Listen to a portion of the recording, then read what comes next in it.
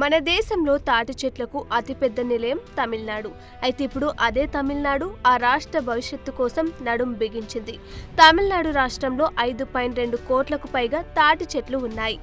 తాజాగా చేపట్టిన green Tamil Nadu machine కింద రాష్ట్ర వ్యాప్తంగా భారీ స్థాయిలో తాటి చెట్లను నాటే కార్యక్రమం విజయవంతంగా కొనసాగుతుంది. ఈ మిషన్ ద్వారా 2.24 కోట్లకు పైగా తాటి విత్తనాలు నాటారు. ఈ క్రమంలో 16,600 మందికి పైగా వాలంటీర్లు పాల్గొన్నారు. కానీ ఇక్కడ ఒక షాకింగ్ విషయం ఏంటంటే, దేశంలోని ఎక్కువగా తాటి చెట్లు ఉన్న తమిళనాడులోనే తాటి చెట్ల నుంచి కళ్ళు తీయడంపై నిషేధం ఉంది.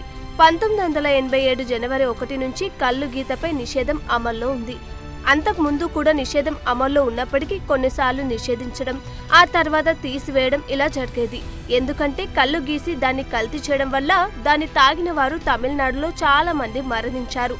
అందుకే తమిళనాడు ప్రభుత్వం ఈ నిర్ణయాన్ని తీసుకుంది.